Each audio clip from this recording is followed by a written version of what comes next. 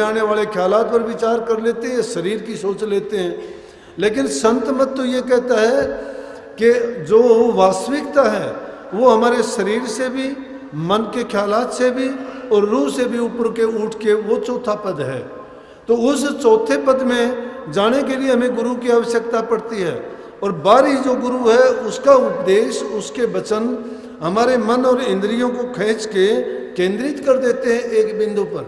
जब गुरु के वचन में हम ध्यान लगाते हैं और उनके वचन को जो जो हम सुनते जाते हैं, हमारी मन और इंद्रियों का अगर खिंचाव नहीं होता है तो गुरु के वचन भी झूठे हैं या हम पूरी तवज्जो के साथ उसको नहीं सुनते हैं।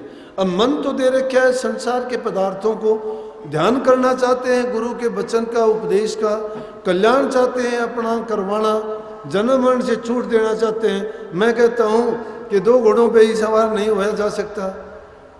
लेकिन संत मत की खूबी देखो कि भोग और जोग दोनों दे दिए। वो तो कहते हैं कि जोग को अपनाओ, भोग का काम भी बेशक करते रहो, लेकिन कितना कि जरूरत के मुताबिक संसार के भोग्य पदार्थों को भोगो। नंबर 2, उन चीज़ों को कभी अपना मन ना दो, कभी भी उनके लिए तुम इतने पंगु ना बन जाओ, उनके दास ना बन जाओ। उनको भोगते हो तो जैसे कृष्ण जी ने गीता में कहा है कि कर्म करो लेकिन कर्म का रूप ना बनो। कर्म करते हुए अकर्म बन जाओ। कर्म करते हो, उस कर्म को अपना मन और ख्यालात ना दो। संसार के लिए देने के लिए अपना धन है, संसार को दो, जो कमाते हो दे दो, किसी को दो। अपना तन है, ये भी संसार का है, इससे कोई भी काम करते हो, सेवा करते हो, करो दूसरों के लिए, लेकिन मन सिर्फ एक रखो, सदगुरु के लिए रखो। वैसे तो ये कहा गया है कि जब भी हम गुरु की शरण में जाते हैं, गुरु से दीक्षा लेते हैं, तो बदले में उनको तन मन धन अपना सर्वस्व अर्पण कर देते हैं। परंतु गुरु को इन चीज़ों की जरूरत भी नहीं है।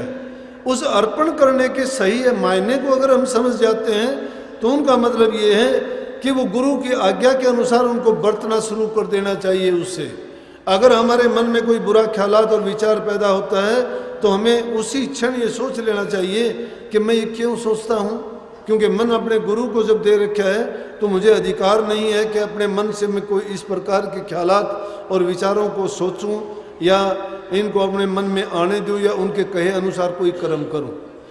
अब गुरु का मतलब है कि गुरु ने ऐसा करने से हमें मना किया है। जो निषेध कर्म है वो ख्यालात आए जब ये कहो। गुरु हमारे साथ बैठा है, अंतर में बैठा है। कैसे बैठा है? गुरु अंग संग हमारे है। जब भी कोई बुरा ख्यालात आता है उसी टाइम समझो क्या गुरु ने ऐसा करने के लिए रोका था या गुरु ने ऐसा करने के लिए कहा था। अगर गुरु ने रोका था तो समझो कि गुरु हाजिर बैठा है और तुम्हें कहता है ऐसा मत कर, तुमने गुरु को हाजिर नाजिर मान लिया है।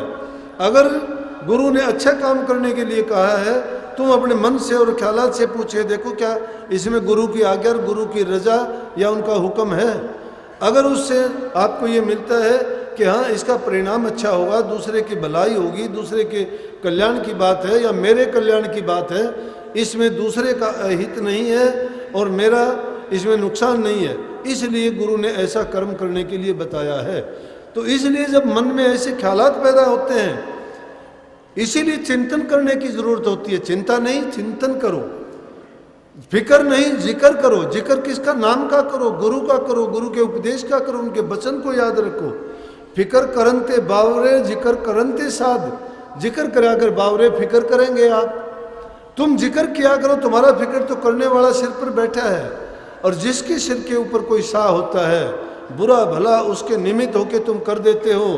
ये मैं दावे के साथ कहता हूँ कि गुरु हाजिर नाजिर होके आपको हर वक्त, हर मुश्किल, हर परेशानी, वो चाहे कितनी से बड़ी मुसीबत आ जाए, गुरु तुम्हारे काम को पल भर में सुलझा देगा। लेकिन सुलझाएगा प्रेमियों उन लोगों का जिनके दिल में श्रद्धा अटूट है, जिन्होंने अपना सब कुछ उनको न्यौछावर कर दिया। अरे मन से तो चालाकियाँ करते हो, दिखावा ऊपर से गुरु का करते हो। मैं कहता हूँ दुनिया में कोई त्यारने वाला क्या, साक्षात अगर ब्रह्मा जी और विष्णु जी भी तुम्हारे सामने आके खड़े हो जाए तो भी कल्याण का रास्ता नहीं खुलेगा। लेकिन अपनी श्रद्धा को जगाओ आप। जब तुम्हारे दिल में तुम्हारी श्रद्धा ही वापिस होके तुम्हें बाहर आनी शुरू हो जाएगी, यही तुम्हें तुम्हारा परिणाम देना शुरू कर देगी। तुम्हें खुद ब खुद ये ज्ञान हो जाएगा कि गुरु की कृपा किस प्रकार से आप पर बरस रही है। लेकिन कब होगा ये उस वक्त होगा बीच बीच में रास्ते में कोई मान बढ़ाई की, कोई लोभ लालच की, कोई गिराने वाली बातें, क्योंकि कदम कदम पर जो फंदे रचे गए हैं काल और माया के, वो इस प्रकार से घेरी डाल लेंगे। जब भी तुम्हारे कदम आगे बढ़ने के होंगे वो परीक्षा रूप में आपके सामने आएंगे और आपको जांचने और परखने का काम करेंगे कि ये कितना इस रास्ते पर चलने लायक हुआ है या कच्चा है या पक्का है। इसलिए गुरु के जो बताए नियम है, खोटा मंदा वक्त आता है, बुरी भली गुजरती है, तो उसको समझो कि परीक्षा होती है। अगर तुम्हारा अच्छा है तो उस अच्छा होता है, भलाई मिलती है, बढ़ाई मिलती है, या संसार के पदार्थों की बहुतायत हो जाती है, या धन माल खजाना कुछ आपका ज़्यादा हो जाता है, या सुख सुविधा या आपको ज़्यादा इज्जत मान मिलना शुरू हो जाता है, तो समझना चाहिए कि ये गाफिल होने की बात नहीं है, ये तो मेरे सतगुरु की बख्शी हुई मौज का परिणाम है, मेरा इसमें कुछ नहीं है। इसीलिए दोनों प्रकार की चीज़ों को जब गुरु के अर्पण करते आप चलोगे तो आप पर किसी भी चीज़ का, बुरी का भली का कोई असर नहीं होगा। और जो दुख सुख दोनों को दूर रख देगा वही सही मायने में गुरुमुख होगा। गुरुमुखता का रास्ता है संत मत का। जो गुरु की आज्ञा, गुरु चाहे उसको खोटा वचन कहता है, मंदा वचन कहता है, भला कहता है, हित का दिखाई देता है, नुकसान का दिखाई देता है, हमें उसमें शंका पैदा नहीं करनी चाहिए। अगर हमारे मन में शंका पैदा हो जाती है, गुरु के वचन में थोड़ा सा भी हमें ये लगता है, तो समझो कि हमारा जो शिष्टता का भाव है, हमारी श्रद्धा है, वो हमने निकाल के फेंक दिए, हमारी कोई श्रद्धा नहीं है। श्रद्धा का मतलब है, लेकिन मैंने उन गुरुओं के लिए कहा है जो शब्द भेदी गुरु हों। जो गुरु पाखंड करता है, झूठ बोलता है, लालच करता है, या दिखावा करता है, या तुम्हें गलत रास्ते पर डालता है, उन गुरुओं का साथ छोड़ने में आदमी को देर नहीं लगानी चाहिए, छोड़ देनी चाहिए। अब तो क्या है, दुनिया में गुरु चेला व्यवहार जगत में झूठा बरत रहा, कहा से कहूँ खोज नहीं कहूँ धोखेधार भया, गुरु तो मान प्रतिष्ठा चाह शिष्य स्वार्थ संग आन बंधा, सच्चा मार्ग सूरज शब्द का सो अब गुप्त भया। सच्चा मार्ग सूरज शब्द का है वो अब गुप्त हो गया। क्यों गुप्त होता चला गया कि हम बारी चीज़ों में फंसते चले गए। गुरुओं के पास भी गए तो संसारी चाह को लेके गए। जब गुरु के पास संसारी चाह को लेके जाओगे तो गुरु तुम्हारे लिए संसार बन जाएगा। लेकिन गुरु के पास अगर तुम परमार्थी इच्छा लेके जाओगे तो गुरु तुम्हारे लिए परमात्मा बन जाएगा।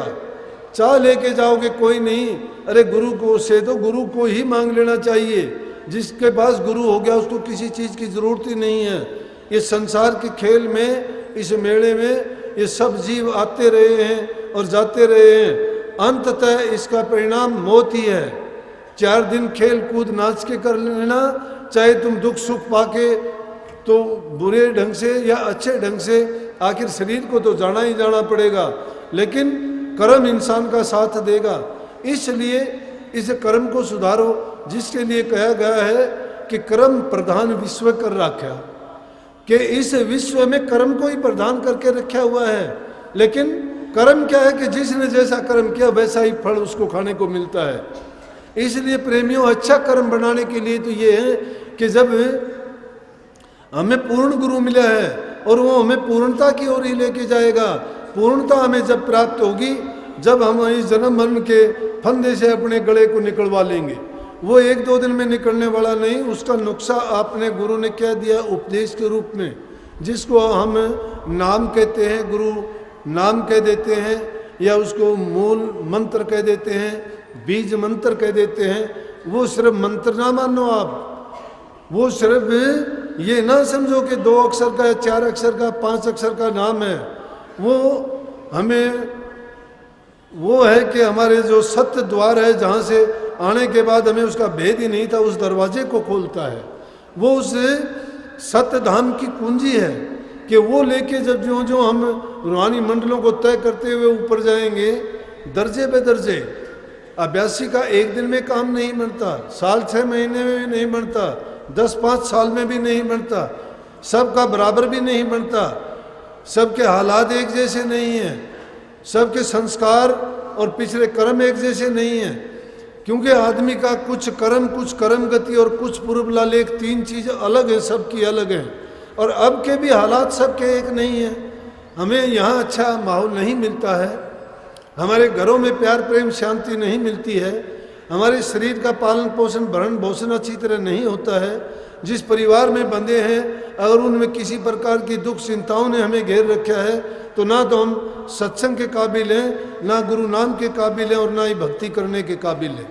इसलिए ज़रूरी चीज़ ये है कि इंसान को पहले काम अपना उद्यम करना चाहिए। अब काम के लिए सब इनको बुरा बताते हैं। जब तक हम काम नहीं करते हैं, कर्म नहीं करते, अपना पेट भी नहीं पाल सकते। इतना काम जरूर करो कि तुम अपना भी पेट पाल सको और जिनकी तुम्हारी जिम्मेवारी है उनका भी अच्छी तरह से कर सको। और उससे जो तुमसे बच जाता है तो दूसरे के कल्याणार्थ, दूसरे के भलाई के लिए, परोपकार के काम में लगाओ, चाहे दान के रूप में, चाहे सेवा के रूप में, किसी भी रूप में लगाओ। लेकिन तुम्हारी ज़रूरत से ज़्यादा है वो अच्छे काम में लगाओगे, उसका अच्छा परिणाम जरूर मिलेगा। अच्छा परिणाम मिलने का है कि हमें अच्छा काम करने के बाद एक अच्छा सगुन मिलता है, हमारे दिल में खुशी मिलती है, आत्मिक संतुष्टि होती है हमें कि मैंने कोई नेक काम किया है। जब ऐसी संतुष्टि होती है तो उसको अच्छा करने के लिए और आदमी आगे खुद ब खुद प्रेरित होता है, तो वो और ज़्यादा खोज करता है मैं कुछ अच्छा करूं। इसलिए पहला काम है कि अपना काम करो, दूसरे से काम करवाने का प्रयास ना करो। क्योंकि अगर दूसरे से करवाते हैं तो एक तो हम क्या आलसी हो जाएंगे, नंबर 2 हमें अपना काम करने की आदत नहीं रहेगी, नंबर 3 जिस प्रकार से हम करना चाहते हैं उस काम को नहीं कर पाएंगे। जैसा हम चाहते हैं दूसरा आदमी उसको नहीं कर सकता। जो भी किसी चीज़ को तुम हासिल करना चाहते हो, तुम उसको किस रूप में चाहता है, दूसरा उसको आपको किस रूप में लेके आता है। मान लेते हैं कि आपको पानी की ज़रूरत है, आप कहते हो पानी का गिलास देना। हो सकता है आप गिलास को धो के पानी दोगे, लेकिन उसने बिना धोए आपको पानी दे दिया। आप कहोगे धो के दे, वो दोबारा से उसको पानी को गिराएगा, फिर धो के उसको दोबारा देगा। इसलिए अगर खुद वो काम हम करते तो जैसा भी हमें करना होता खुद धो लेते, एक ही बार में समय की बचत होती, श्रम की बचत होती और फालतू का कहना सुनना से भी बच जाते। काम को जो भी करो सोच के करो, अपना काम खुद करो, किसी पर आधारित ना रहो। खुद करोगे तुम्हारी निर्बलता दुर्बलता दूर होगी और उससे आलसीपन नहीं आएगा, तुम्हारे शरीर में एक स्वस्थता का गुण अपने आप ही पैदा होगा। दूसरी चीज़ है कि घरों में प्यार प्रेम शांति रखो। बूढ़े बुजुर्ग की जहाँ सेवा करते हो, इज्जत करते हो, प्रेम से बोलते हो, तो समझो कि आप सही मायने में भक्ति के रास्ते पे चल रहे हो। जो घरों में बूढ़े बुजुर्ग की इज्जत कदर नहीं करता है, उनकी बात को नहीं मानता है, उनको अच्छे वचन बोल के उनको शीतलता प्रदान नहीं करता है, तो उनसे उनकी घृणा का जो पात्र बन जाता है, वो चाहे लाख भक्ति करो, लाख नाम की कमाई करो, उसके पल्ले कभी कुछ नहीं हो सकता। इसलिए वो सेवा जरूर अपनाओ। तीसरी चीज़, अपने आसपास में जहाँ कहीं भी तुमसे जिसका भला हो सकता है जरूर भला करो, उपकार करो। दूसरे की बुराई की ओर ख्याल ना करो, उसने क्या किया है या क्या नहीं करता, लेकिन तुम अच्छा करने का एक अपने अंदर गुण पैदा करो कि जब ये तुम्हें करने की आदत हो जाएगी तो समझो कि आप भक्ति के रास्ते की ओर अपने आप चलने शुरू हो गए। और जब भी तुम ध्यान में समाधि में बैठोगे तो कोई चीज़ आपको विचलित नहीं कर सकती। विचलित फिर खान पान बहुत ज़रूरी है कि हमारा खान पान क्या है कि कभी जीभ के स्वाद के बस, कभी खट्टा मीठा ज़्यादा खा लेते हैं, कभी टाइम पे नहीं खाते, कभी बेटाइम का खाते हैं, कभी पेट भर के खा लेते हैं, तो कभी भूखा रह जाते हैं। तो उनसे क्या होता है कि हमारे शरीर में भी ये अनाप शनाप चीज़ें डालने से, क्योंकि हमारा शरीर 3 गुणों से निर्मित है, 5 तत्व और 3 गुण से होने के कारण जो भी इसमें तत्व की बढ़ोतरी हो जाती है तो हमारे विचार को, हमारे जीवन को प्रभावित करती है। सात्विक भोजन बिल्कुल आसानी से हजम होने वाला, हमारे शरीर को ज़रूरत है अच्छे भोजन की। अब अच्छा भोजन क्या है कि उसमें ना ज़्यादा खट्टा मीठा हो, ना ज़्यादा उसमें चरचरापन हो या ना ही गरिष्ठ हो। जितना भी हमारे शरीर को जिंदा रहने के लिए, स्वस्थ रहने के लिए सात्विक भोजन खाओगे, सतोगुण प्रवृत्ति बढ़ती चली जाएगी, रोगों से मुक्त रहोगे, अच्छे विचार अच्छे ख्यालात पैदा होंगे, रोग बीमारी ना होने के कारण शरीर में कुछ भी करने की उमंग बढ़ेगी। अब ये चीज़ें ज़रूरी हैं। जब तक ये चीज़ें नहीं करते, अगर हमें नींद पूरी नहीं आती, भजन में बैठने की कोशिश करें, नहीं भजन में बैठ सकते। शरीर में थकावट है, भजन में बैठने की कोशिश करोगे, मन नहीं टिकेगा। कोई दुख तकलीफ है, नहीं टिकेगा। भूख लगी है, नहीं टिकेगा। किसी ने बुरा भला वचन आपको कहा है और आपने मन से लगा लिया है, तो भी आपका मन उन्हीं बातों में जाता रहेगा। नहीं, इन्हीं बातों से तो ख्याल हटाने का तरीका हमें सत्संगों में मिलता है। ये चीज़ें हैं कुछ जो ज़रूरी एक अभ्यासी के लिए हैं, तो उनको इन चीज़ों की ओर गौर नहीं करना चाहिए। जो कोई करता है उनकी बातों की ओर नहीं करना चाहिए। तुम अपनी तरफ से अच्छा करने की कोशिश करो। जो बुरा करता है उसको उसका परिणाम मिलता रहेगा, वो कैसा करता है उसको वैसा मिलेगा। लेकिन हम जब अच्छा कर्म करेंगे तो हमें तो अच्छा ही मिलना है। और ऐसा जब होगा उसके बाद फिर तुम अभ्यास में जाके देखना कि अगर तुम 5 मिनट भी बैठोगे तो आपको 2 घंटे का आनंद अगर नहीं आ जाए तो मेरे से आके जवाब मांग लेना कि आपने गलत कहा। क्योंकि ये तजर्बा किसका है कि तुम करते जाओगे, देखते जाओगे, अपने जीवन में निरीक्षण करो। खुद का आत्मनिरीक्षण जब करते जाओगे ना, आपको पता लग जाएगा। आत्मनिरीक्षण करने वाला अपनी परेशानियों से, बीमारी, रोग से, इनसे मैं कहता हूँ बहुत सा खुद ब खुद कंट्रोल करके उनसे बचा जा सकता है। और उनसे जब बच जाओगे तो भजन करना आपके लिए बहुत आसान हो जाएगा। लेकिन गुरु का विश्वास कभी ना छोड़ो। गुरु को जब याद रखोगे तभी उन चीज़ों से बच सकते हो। गुरु को हाजिर नाजिर मान के चलो। जब भी कोई बात आती है, जब भी कोई होती है, गुरु के निमित्त होके काम करो, उनको सौंपते चलो। मैंने तो जिंदगी में इस चीज़ को मुख्य करके माना। अब भी मैं बताता हूँ, ये बात दिखाने की नहीं होती, ये बात कहने की नहीं होती। जबान से अगर गुरु गुरु गाते हैं लेकिन उनके कर्म देखो तो बुरे बुरे पाते हैं, फिर क्या गुरु पड़ा है उनका? अरे दिखावे के लिए गुरु हो, दुनिया को दिखाना है।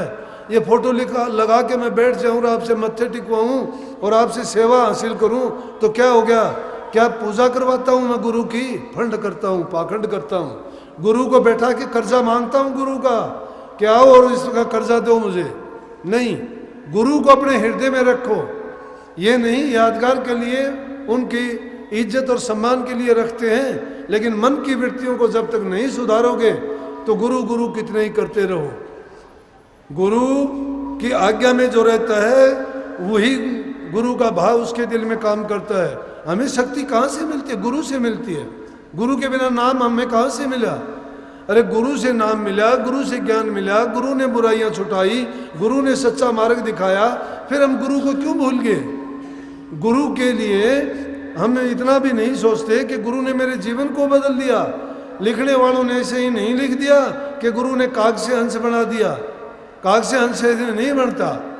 काग से हंस जिनको बनाया था उन्होंने लिख दी वो बात कि मुझे बना दिया इसलिए मैंने लिखी है।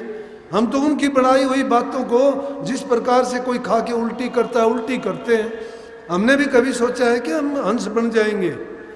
काग वृत्ति हमने भी छोड़ी क्या कभी? काग वृत्ति छोड़ दोगे, अच्छाई को जब अपना लोगे, भजन दूर नहीं है।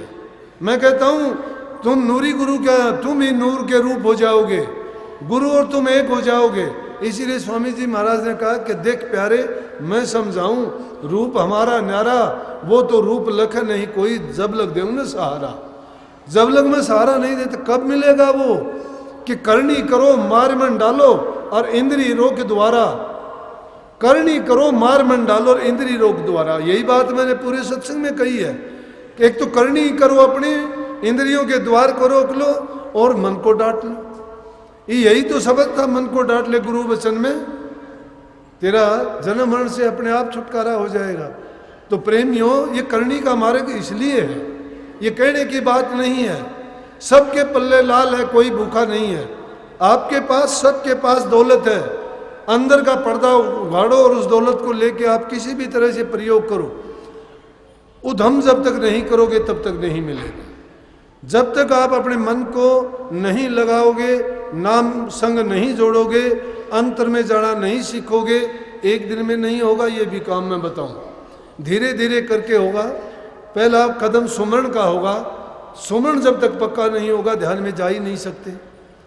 सुमन करने के लिए चलते फिरते उठते बैठते खाते पीते, वो भी सुमन करते करते जब उणमणि रेणी आपकी आ जाएगी, उणमणि रेणी में भी चलते चलते मंजिल आ जाएगी, आपको पता नहीं लगा मंजिल कब आ गई। खाते खाते पेट भर जाएगा, पता ही नहीं लगेगा खाना कब खा लिया। काम करते करते काम खत्म हो जाएगा, पता ही नहीं लगेगा काम कब हो गया। तो समझो कि उणमणि रेणी है। उणमणि रेणी का यही मतलब है कि आपको सुमन ऐसा होना चाहिए कि सुमन करते करते वो अवस्था में चले जाने चाहिए। ये तो सुमन का ही काम है। और जब ध्यान करोगे तो शब्द के साथ जुड़ जाओगे, वो नूरी गुरु रूप दिखाई देगा आपको, और वो जब मिलेगा तो वो आपके अंतर में प्रकाशित कर देगा। उसी को चांदना, परम प्रकाश, डिवाइन लाइट उसी को कहते हैं। उसको हासिल करने के लिए योगियों ने, संतों ने, सब ने इतने इतने कष्ट उठाए, परेशानियां झेली, और उन्हीं ने वो काम करके हमारे लिए रास्ता सुलभ करके बता दिया कि उसके लिए आसान रास्ता ये है। तब हम उस मार्ग पर चल सकते हैं। उसके बाद जो है भजन बनता है। अब शब्द का सुनना, और वो शब्द कहाँ प्रकट, शब्द उस ज्योति में से ही निकलता है। उसी को क्या कहा है कि उल्टा कुआ गगन में तिस में जड़े चिराग, तिस में जड़े चिराग, जड़े दिन बिन रोगन बिन बाती, जलता है 6 ऋतु 12 मास, जड़े दिन राती, निक से एक आवाज चिराग की ज्योति माही। कोई गुरुमुख सुनता और कोई सुनता नहीं, पलटू जो कोई सुने तिसके ऊंचे भाग, उल्टा कुआ गगन में तिस में जड़े चिराग।